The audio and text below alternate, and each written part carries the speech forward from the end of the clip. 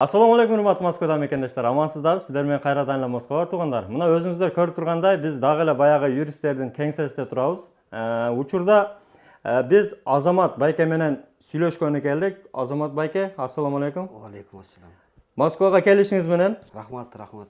сиздерге бир чоң видео жасаганбыз. Ушул жерде бир эже отуруп, күйөөсү баягы чорный списокко түшүп калып, Роспотребнадзор аркылуу Кыргызстандан келе албай жаткан эле. Ошолорго юристтер жардам берип, Кыргызстандан мына буйруса келип олтурат. Мына туугандар, болгон окуяны ээсинин өзүнүн оозунан уктуңуздар. Мына колубузда турган уведомление, ошол соттон берилген чечим.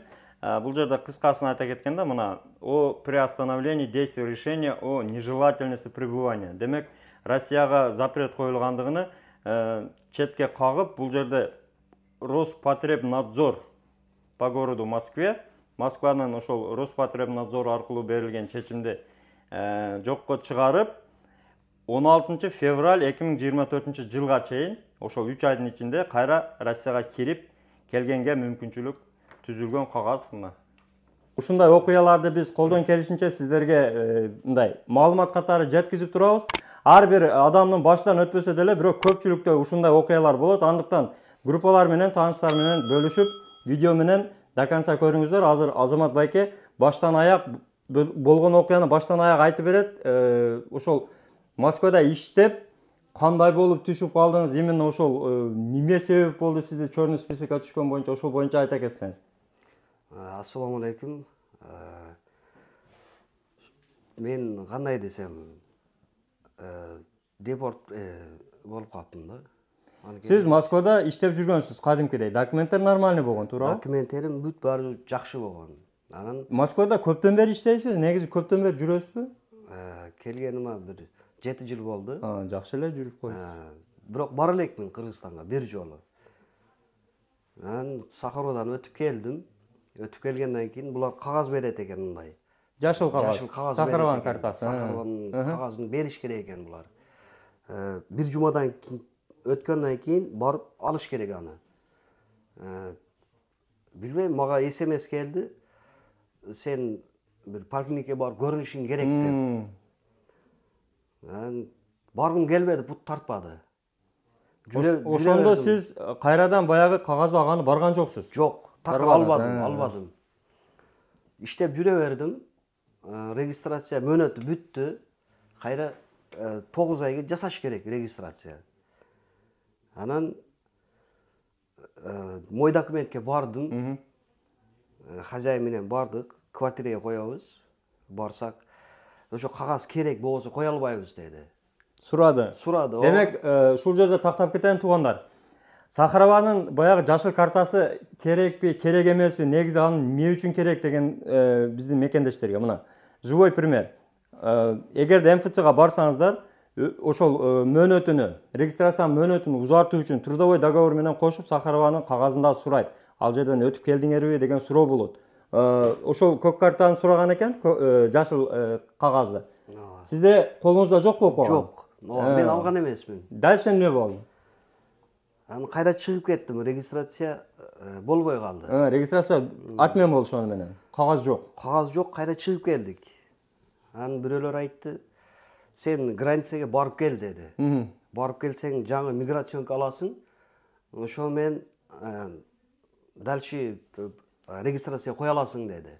Миграционканы жаңылап, кайрадан ошол баягыда 3 айлык, дальше 9 айлык кылып жүрө бер деди. Ошондой сунуш болду. Мен сүйлөштүк таксисттер менен, алып кирип алып чыгабыз деп. Мен ишенип кеттим. Бардык, кайтканда кире албай калдым. Бирок ошол таксиге чыгардан алдын сиз мындай договор болдубу? Мен калып кетсем эмне болосун? Сөзсүз. Акчаны бересизби же кайра алып келесизби деген суроолор болду? Болду. Сүйлөшкөндө мен водительге ачык эле айттым. Мен ушундай ситуацияны түшүндүрүп айтсам, биз 500% мен кепилдик берем деди. Алып кирип чыгам деди. Любой ситуациядан дейт. Мен өзүм машинам менен кирип, кайра алып чыгам деди. Бу жерде бир гана мен эмес, мага окшогон балдар, кыздар, кыргыз жарандар көп болчу. Булар жеткенде граница жеткенде өздөрү айдабайт экен да машинасыны. Бирөөгө берип койду. Бараңарда шопур барбы дейт экен. Болсо өзүнүн бир таанышы мингизип коюп калып калат экен. Кирдик, кирип кайтышта ошо калып кеттик. Ошондо барып уже сиз баягы Россиянын границасында турасыз да. Бардыңыз. Баргандан кийин документтерди бердиңиз. Анан дальше эмне дешти алар? Урматтуу мекендештер, туугандар, таксиге иштеймин деген биздин мекендештер үчүн эконом, комфорт плюс, андан сырткары бизнес, премиум, минивэн, грузовой бардык тарифтер бар. Карситини сунуштайбыз. Бул жерде сиздер арендага жана выкупка автомобилдерди алсаңыздар болот туугандар. Шарттары менен экранда номерге кайрылыңыздар. Моз кабардан алдым десеңиздер, скидка кылып берет. Булар билбейм, көп деле сүйлөгөн жок мага. Карады, ошо базасы болот окшойт, өзүн уруп туруп. Мен жанагы кагаз дедик го, эмне дейт? Жашыл карта, ошону алган эмесмин. Сахарован. Ал жерде да сурады бирок. Же сурабадыбы? Айтты. Сен өткөн экенсиң деди. Өткөн экенсиң, бирок сен алган эмессиң дейт. Картаң жок деди. Бул нарушениеге кирет деди булар. Анан бессрочныйда туруп урду. Ошо менен кайттык да. Мына сөздү өзгөчө белгилеп кетели туугандар. Бессрочный деген сөздү. Бессрочный кайра киргенге мүмкүнчүлүк жок деген выдворение менен бул байкебизди уже ошол границадан дальше айдаган да нарака.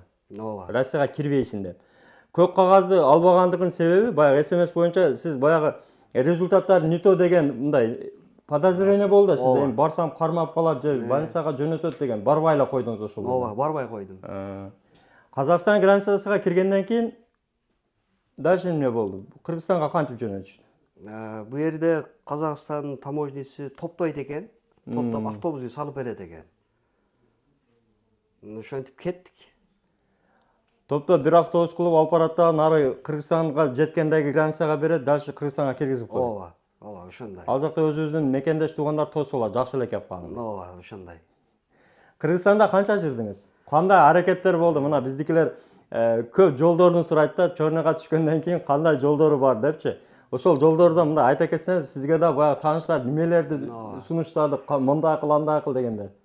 Бу туура айтасыз. Өтө жакшы сөз болду. Мага көп сунуштар болду. Ар кыл нерселерди айтып көрүштү, ойлонуп көрдүм.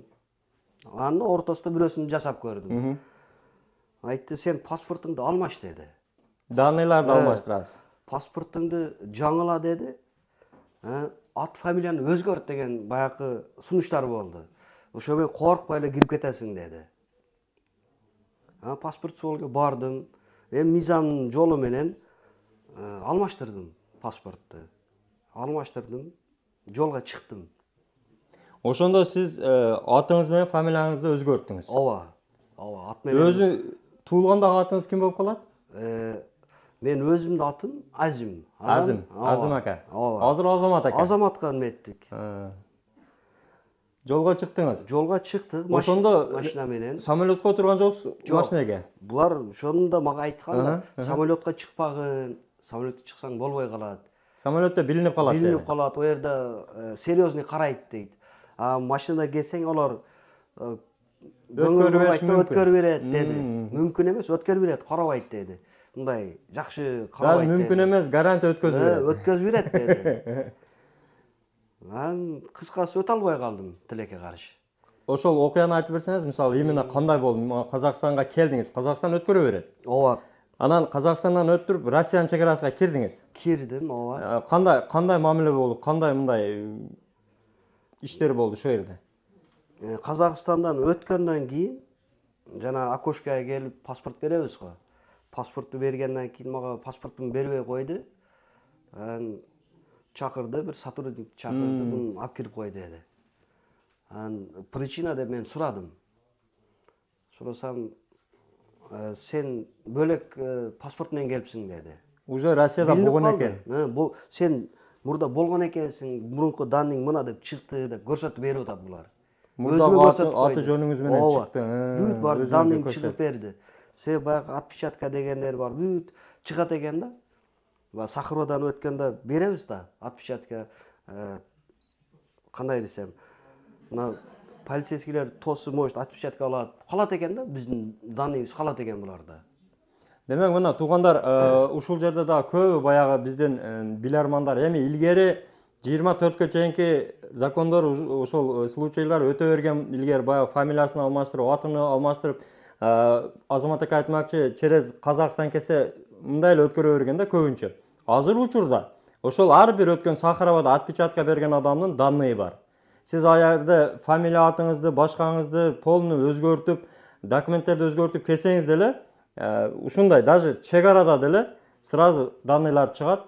Ушинтип кайрадан эле артка кайтышыңыздар мүмкүн. Бул лучшем случай кайтышыңыздар мүмкүн. Эгерде аэропорттон келсеңиздер, ал кадимкидей эле баягыдай данныйларды атайын өзгөртүү деген өзүнүн статьялары менен поддельный документтерге дагы статья болуп калышы мүмкүн. Андыктан негизи эле ошол данныйларды өзгөртпөгөнгө аракет кылыңыздар туугандар. Калдыңыз. Текшерди. Өтпөй калдыңыз. Өтпөй калып кайтып кетишке туура келди. Сразу кайтарды дагы. Ооба. Бул жолу өзүңүздүн жолуңуз менен кеттиңиз. Бул бирөөлөрдүн сөзү менен аракет кылган. Бул эми негизи илгери болуп жүргөн мындай нерселер көп. Мисалы биздин баягы Telegram группа бар, Москва бар дегенде. Экинчиси жазат, Кыргызстандан кантип барамын, мен чорнойго түшүп калдым, фамилия атымды өзгөртсөм болобу, паспорттарды өзгөртсөм болобу, ошентип кирсем болобу дегенде, кээ бирлери кире бер дейт, баягы сизге тааныштарыңызга окшоп кире бер, өткөзүп бериши мүмкүн, аягы лотерея дейт да. Андыктан лотерея кылбай эле өзгөртпөй эле коюңуздар. Негизи эле мыйзамдуу жол менен, кадимки эле ушул мынабы Азамат аканын случайдай болсо, мыйзамдуу жол менен дасыккан билген юристтерге номерлерин коюп коемун, кайрылып, сурап, жоопторду алсаңыз болот туугандар. Анан кайтып кеттиңиз Кыргызстанга. Ооба, кайра кеттик Кыргызстанга. Жатып анан аякта зеригип мен ойлодум сени. Эми биз жолдор башка жолу калбады. Жолу калбады, себеп үй бүлө Москвада. Биякта үй бүлөңүз калды, сиз өзүңүз кеттиңиз. Ооба. Анан барышты жолун аракетин издедик. Издеп анан интернетте YouTube деген канал бар. Сиздин Москваларды көрүп калабыз. Анан чынбы калпы деп адам баягы ооба. Бир жолу бирөөлөр сөз менен барып келгенден кийин ойлонуп калат экенсиң. Туура. Аялым экөөбүз чечим чыгардык, барып көрө берчи. Кайрылдыңыздар. Насип болот дедим. Анан аялым бул жерде келип, сиздерге метиптир, юристтерге келдим дейт. Болот, жолу бар деди. Ошо себеп мына отурам, сиздер менен Москвадамын, Кудайга шүгүр. Жакшы. Эми мындан буягына жакшы мыйзамдарды сактап, документтерди жакшы кылып иштей бериңиз. Азыр учурда Азамат аканын бардык эмелери бүтүптүр, а? Ооба, бүт документтер жакшы, бүт мына юристтер жардам берди.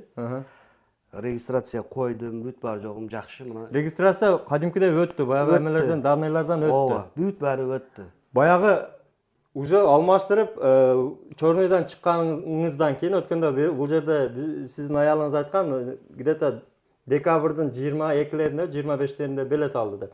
Канчаларда учуп келдиңиз? 20-сында учуп келдим. 20-сында учуп келдиң. Кыргызстанга кеткенде качан кеттиңиз? Жайда. Жайда кеткем да. Ошондо примерно жарым жылдай жүрүпсүз да?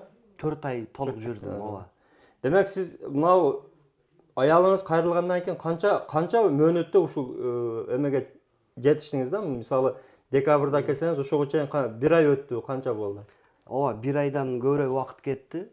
Себеп керектүү документтер керек экен. Ошолорду тактап, чогулттум. Ошого 1 айдай убакыт кетти. Документтерди салып бердим. Бу жерден тосуп алып, аялым документтерди бүт тапшырды буларга. Тапшыргандан кийин булар айткан 1 айдын ичинде результат болот деп. Жакшы 1 ай эмес, 1 жумада уруксат берипти, кетсе болот деп. Негизги чечим уже 1 жуманын тегерегинде уже чыккан. Ооба, чыгат экен. Өтө жакшы. Демек мына мөөнөтүн да көрдүңүздөр туугандар. Колдон келишинче баягыдай паспортту, данныйларды алмаштырам деп жүрбөстөн, андан көрө юристтерге кайрылып, кеңеш сурап, номерлер турат, кыргызча эле сурасаңыздар, кыргызча эле жооп беришет. Анан WhatsAppка жазганда же чалганда бул адамдардын чалуулары өтө көп. Негизи эле ошол өзүнүн кезеги менен кыздар жооп беришет. Анан баягыда суббота, воскресенье чалышат экен дагы жооп бербесе анан мага чаласыздар. Мага чалганыңыздар менен мен ага жооп бере албайм. Кадимки эле юристтердин өзүнүн очерети менен караган кыздары бар. Кыргызча жакшы түшүндүрүп, чалып, же жазып, аудио жөнөтүп койсоңуздар өздөрү жооп беришет. Анан сиз данныйларыңызды алмаштырдыңыз. Бул жактар бүттү сонун. Анан аэропорт самолет менен учуп келдиңиз. Ооба, самолет. Ошол окуя кандай болду? Анысы кызык болду. Учуп келдим. Элдин баары өтүп атат. Мен да кезекте турам. Паспортту бердим. О жерде да база чыгып калат экен. Мен токтотуп койду. Ал жерде дагы күтүп турдуңуз? Ооба. Отдельно. Отдельно күтүп турдум, айтты, ожидание бар, отуруп туруңуз деди. Паспортумду берип койду сотрудниктерге. Мен ойладым, бул бекер эле келген окшойм деп. Мен уже бар жокко күйдүм окшойт. Уже дагы кайта окшойм, самолет обратно дедиңиз. Көңүл сууп калды. Ооба. Көңүл сууйт экен. Көп күттүңүз да? Ожидание не болуп, чечим жок. Ооба, 1,5 саат отурдум. Мага окшогонда 3-4 бар болчу, 4. Мен 5 адам отурдук. Элдер өтүп бүттү. Кыжалаттын чалайын десең, баягы сим карта жок. Эч кимди чала албайт экенсиң, аэропорт ичиде. Жакшы бир самолетта бирөөлөр келди. Сүйлөшүп атты эле, чалып алсам болобу деп, связьга чыктым. Биринчи аялыма чалдым. Буларың жалган окшойт дедим. Мен турам, мына 1 сааттан өттү дедим. Мен кайтып кетип калат окшойм. Кыжалат болбо. Айтып коеюн дедим. Боптур деди. Мен чалып көрөйүнчү олорго деди. Телефонду кайтып бердим эгесине. Отурдум. Жарым сааттан кийин чакырды. Өзү алып өткөрдү. Сурайт экен ал жерде. Сурайт экен. Эмне болду? Себеби сизде уже 2 данныйды ал жерде. Ооба, 2 данный. Башка фамилия ат менен, башка фамилия ат менен уже совпадение жок. Ооба. Сурады, эмне деп жооп бердиңиз? Кандай сен муну данный, мурунку данныйың бар экен, мондай болуп чыкты. Бул кандай паспорт деди. Мен олорго түшүндүрүп эле айттым. Атамдын аты өчүп кетпесин деп фамилиямен койдурдум дедим. Десем, түшүндү алар. Алып өттү. Өткөндөн кийин жүрөк мындай өзүнө келди да, көңүл тоок. Уже самолетко чыккандан кийин. Немеден өткөндөн кийин. Таможнядан өткөндөн кийин колго неме дейт, миграционный картаны алгандан кийин өздөрү өткөрдү, миграционканы берди. Мен көңүл тоок, чалайын деп чалдым. Мен өттүм, Кудайга шүгүр дедим. Ичкериде сиз кыжалат, тышкарыда сизди күткөн адамдар кыжалат. Ооба. Адам берги сиз менен келгендер уже Москвага жетип ишке кетти. Ооба, калып кетти. Сиз 1,5 саат аны. Туугандар, бул окуя ошол уже кайсы аэропортко келдиңиз? Домодедово? Жок, Шереметьево. Бул окуя Шереметьевода болуп атат. Кыргызстандан учура берет өзү. Негизи Кыргызстандан учуп келе бересиз, уже Россияга киргенден кийин Шереметьевода ошол баягы таможенный эмелер бар, текшерүүлөр бар, ошол данныйларды полный текшерип, кадимкидей сиздерди ошол өткөрүп атканда кармап, кайрадан эле текшерет. Анан ошол жердеги жигиттер менен сүйлөштүңүзбү? Баягы 3-4 жигит эмне, кандай себеп болуп, аларда кандай проблемалары бар экен? Ооба, жанагы ожиданияда мындай скамейкалар бар. Сүйлөшүп отурдук. Мен сурадым, сен кандай, эмне себеп менен кызык дедим бизге, эмне болду деп. Сурасам, биринчи жолу келишкен. Россияга биринчи жолу келишкен. Жаш балдар экен? Жаштар кандай примерно? Ооба, экөө жаш. Бири мектепти бүткөн бала. Бири 26 жашта. Бири 35ти тегереги. Булар бир жолу да мындай өткөн эмес экен да. Россияга келип иштеген эмес. Кыргызстандан чыкпагандар. Жаңы келгендер, ооба. Паспорттары кандай экен ошондо? Олардыкы загран паспорт. Загран. Мен ID карт менен келгем да. Демек, загран паспорту да баягы подозрительный, баягы чыкпаган, жаңы болгондуктан, печаттары жок болгондуктан текшериптир да, мындай. Ооба, булар бир-экиде өткөн эмес, печаты жок да. Демек, ID карта менен келсеңиздер, туугандар, оңойраак болот экен, оформление ары бериси. Өтө жакшы. Самолетта мен менен отуруп келген жигит, аныкыда ID карт болчу. Ал өтүп кетти, сразу эле өтүп кетти. Мен ошондо түшүндүм, ID картыны өтүп кетиш оңойраак деп ойлоп калдым. Россияга ID карта жакшы экен да? Жакшы экен, ооба. Мына туугандар, уктуңуздар. Живой пример. Өзүбүздүн Азамат ака кандай болуп баштан өткөнүн айтып берди. Bunday окуялар негизи мынабы Москвада жүргөндөрдүн арасында өтө көп. Бул эми айтылып аткан окуялар да, мына Москвада биз дагы колдон келишинче маалыматтарды чыгарып, элге жардам болсун деп Азамат аканын өзүн дагы чакырып, ушул жерде живой айтып бериңиз кандай болгону деп атайын чакырдык. Андыктан эгерде ушундай черный список болсо, депортация, выдворение, андан сырткары бүт эле баягы ушундай мыйзамсыз иштерге баягы айлык ала албай, ары бери проблемалар болсо, дасыккан юристтер номерлерин коюп коебуз. Дайыма сиздер менен баягы биздин студияда, подкастта да көптөгөн маалыматтарды бекер эле берип турат. Эгерде ушул телефондорго чалсаңыздар, кеңештери бекер эле кадимкидей сурап билип алсаңыздар болот. Негизи эле жардам кылып, көптөгөн мекендештерге жардам болот. Анан Азамат ака ушул юристтердин демески ишенсе болот экен негизи ишиге, жумушуга кандайдыр мындай. Сиз деле айтып атпайсызбы, биринчи бар нерсеби, жок нерсеби деп. Ооба, биринчи бул ситуацияга түшкөн адам билет экен да, түшпөгөн адам билбейт. Анан бирөөлөрдүн сөзү менен жана айтпадымбы, келип өзүмчө паспорт кылып, келип машина менен кайра өтө албай кайра кеттим. Анан юристтер деп калды, аракет кылып көрөлүчү деп. Анан жана айттым го, самолеттон күтүп калдым. Ошол жер мага кичине оор батты. Чалдырдыңыз, кыжалат болуп, телефон таап, чалчы баягы юристтерге бар нерсе, жок нерсе деп. Мен өзүм чалдым. Ошол жерде туруп юристке да чалдым. Мындай болуп атат десем, айтты, не переживайте деди. Просто осмотр болуп атат, сизди данныйыңызды көрөт, өтө кыжалат болбоңуз деди. Бирок ишенбедим, баары жүрөк мындай сыгылып турат. Анан өткөндөн кийин адам кичине ачылат экен да. Өттүм, анан ишенч мындай пайда болду мендечи.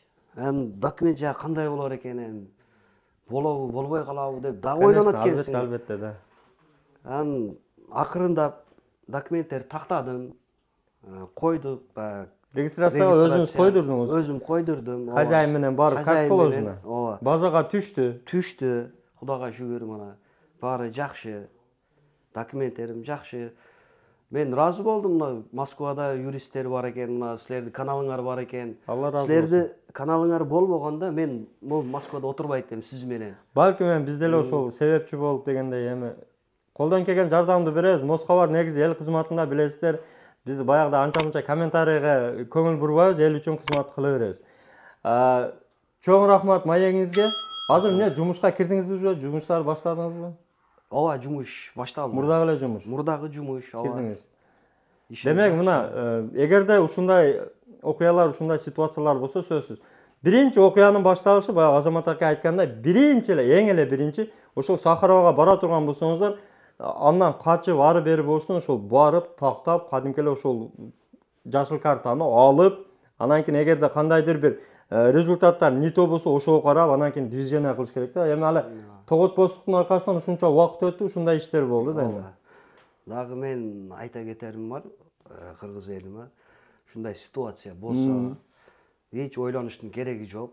Тупа-туура мына бар, мына таза иштеген юристтер бар. Көп ойлойт, акчаны алып кийин эмне болот деп, бул акча көзү көрүнө берет экен. Бирок коркпосо болот да, коркпой эле мындай аракет кылса бул адам өзүнөн. Неге мына биз прямой эфирге чыгып атабыз сиз менен биз. Сурасын, номерлерим бар, мына келгеним мен айтып берем кандай болду. Эгер дагы деле ишенбесе, мен силерге ыраазымын. Алла ыраазы болсун. Силердин каналыңарга, мына юристтерге бүт баарысына ыраазычылык билдирем. Чоң рахмат. Чоң рахмат. Ыраазычылык иретинде бизге классты басып, тууган урук менен бөлүшүп коюңуздар. Бул маалыматтар өтө важный, өтө керектүү маалымат именно мигранттар үчүн.